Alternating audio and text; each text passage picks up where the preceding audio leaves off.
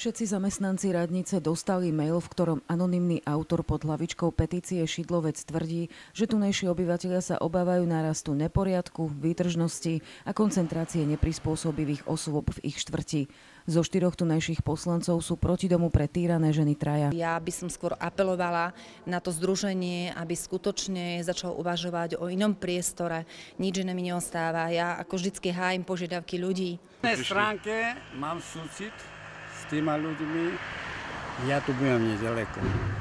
Prídu všelijaké žily, to je manželia, opilci. Nedový dojem to robí. Ale tam prídu týrané ženy alebo asociáli?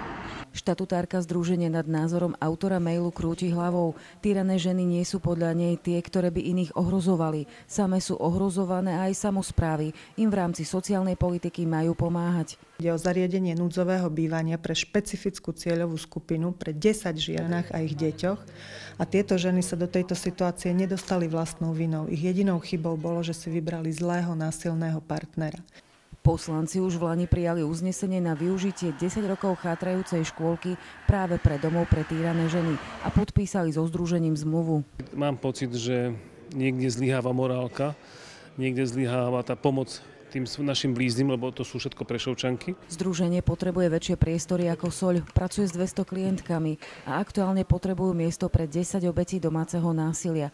K dispozícii je v krajskej metropole len jeden trojizbový byt. V tomto byte môžeme ubytovať iba 3 klientky s ich deťmi, teda kapacita je veľmi poddimenzovaná. Na petíciu proti projektu Bezpečný ženský dom spustili aktivistky zo združenia Proti petíciu a už týždeň v meste vysvetľujú, kto sú obete domáceho násilia.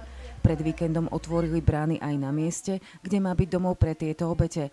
A klientky samotné boli ochotné susedom vysvetľovať, aké sú a prečo potrebujú tento domov. Som sama, ktorá žila s alkoholikom.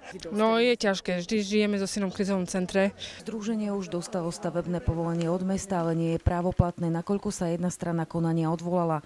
Teraz vo veci rozhoduje Krajský stavebný úrad. Viac ako 600 000 eur na rekonštrukciu musia preinvestovať do apríla roku 2016. Diana Murdziková, RTVS.